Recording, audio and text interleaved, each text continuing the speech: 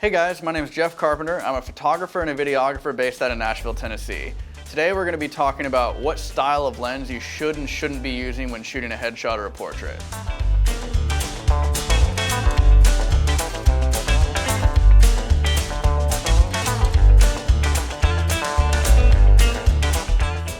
Hey everybody, thanks for checking out this video. Over the next few minutes we're going to look at a series of photos that start from 10 millimeters and go all the way up to 200 millimeters. By the end of this video, I'm hoping you'll understand how different focal length lenses affect your subject. The first few photos we're going to look at were shot on a 10 to 24 millimeter super wide angle lens. This is a great lens if you're shooting tight spaces, you're shooting something like real estate photography, or you just need to fit a lot of stuff into the frame. I'll use this lens a lot for photo booths as well. It's great, you can fit about 15 people into the picture, and I only have to be about 5 feet away. If you're shooting at the 10 millimeter setting, it's going to give you a really exaggerated fisheye effect, which you can see in this picture here. Since I actually shot these pictures from 200 millimeters down to 10, this one kind of looks like it's got a weird crop, but I cropped the original one with a little bit of the head cut off, kind of a 3/4 crop there. So as you can see, this picture just looks really unnatural. The face is super long. It kind of looks like it's taken at a weird angle. I actually shot this and I was less than a foot away from her, I had to be. So that it's just awkward when you're trying to shoot a portrait and you're that close. So obviously that's something you probably wouldn't do. So the shots taken at 15 millimeters and 24 millimeters on the same lens don't have nearly as bad of a distortion problem as the shot from the 10 millimeters, but they still look really bad. And I don't feel like I have to say this, but I'm going to anyway.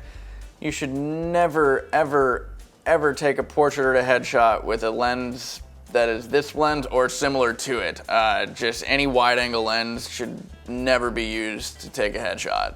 All right, so the next photo is taken at 28 millimeters on a 28 to 85 millimeter lens. If you do a comparison between the 24 millimeter and the 28 millimeter, there really isn't much of a difference.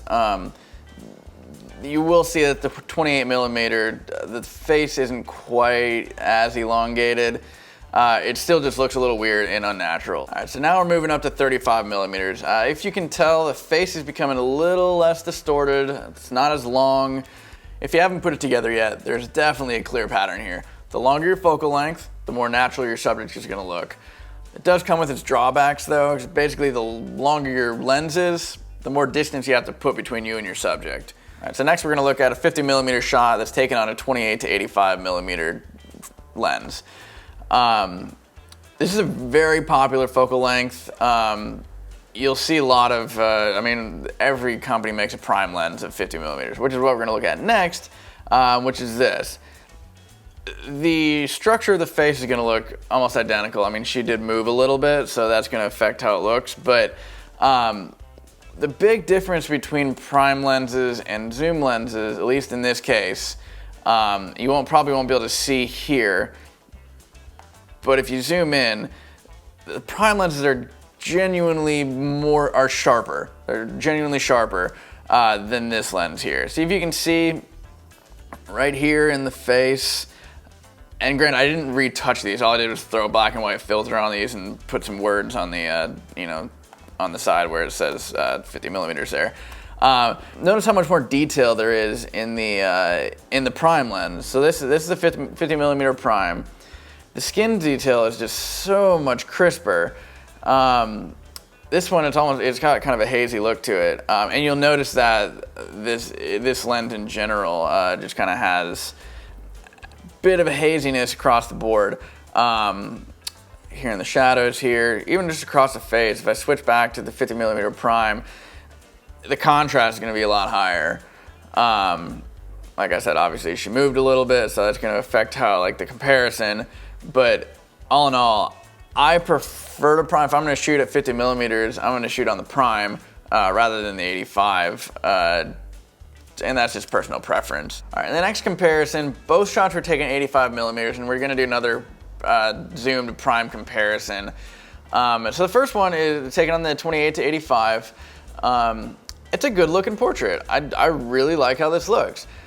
The next one is the prime. It is a world of a difference.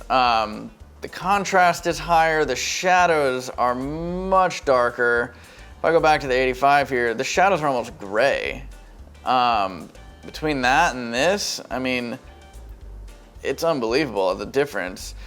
And you might want a portrait where you have a softer feel. I mean, sometimes I prefer to shoot a portrait where it has kind of this soft, hazy look. Now, whether or not you use a prime or a zoom lens is gonna be your personal preference, again, like I said with the 50. I prefer primes, but sometimes, I mean, you might want this soft look on your subject, so that might be an opportunity to use this zoom lens that doesn't have quite as much detail. I mean, look at the shadows here. This is almost gray compared to the prime lens, which that is a pure, almost black shadow right there, which is what it should be. You know, between that and this, I mean, it is crazy the difference here. But yeah, it's personal preference, whether you use a prime lens or a zoom lens.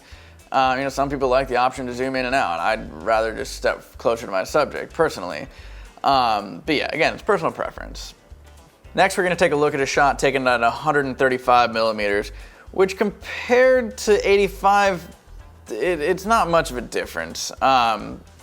This particular lens is a 35 to 135 millimeter zoom. I bought it on an auction online a few years ago for I think $5 and never used it. I randomly took it out of my bag the other day, took it apart, cleaned the lens out. I would love to say that it's good as new, but that would be far from the truth. Truth is, autofocus doesn't work, doesn't have any end caps. I lost 2 screws when I was putting it back together, so but all things considered, it actually takes a great picture. You know, the only downside of this particular lens is that you have to manual focus, which some people might not like to do. I do also manual focus my prime because it doesn't have an autofocus feature. And I'm okay with that. I like to manual focus sometimes, but that is not what we're talking about today, so I'll talk about that some other time. For the final picture, this was taken at 200 millimeters. This is probably one of my favorite. I mean, that just looks so good. The face looks amazing. Everything's in proportion. You know, I mean, compared to that, I mean, that doesn't even look like the same person. So again, it just kind of proves our point. The longer the focal length, the better your portrait's gonna look. I mean, to an extent, you don't want to shoot a portrait at 600 millimeters, that would just be ridiculous. But going up to 200 millimeters, I mean, that's a very popular portrait length. And as I kind of stated before, shooting at this focal length does have its drawbacks. I mean, when I took this shot, I think I was like 20 or 30 feet away from her. And that sometimes that's too long, you know? I mean, I like to shoot at 85 because then I'm not half a mile away from my subject and I can still engage with them. If you're too far away, sometimes it can get kind of awkward because you're yelling to each other to try and, hey, lower your chin, whatever, tilt your shoulder. You're yelling across the room because you're so darn far away. So that's probably the only drawback of shooting at a 200 millimeters is because you're going to be a lot further away from them. Other than that, it takes an amazing picture. I mean, that is unbelievable. Thanks again for watching. I hope you learned something you can take with you on your next shoot. If you want to keep up to date with everything we're doing here at Readylight Media, be sure to follow at Readylight Media on Instagram and Twitter.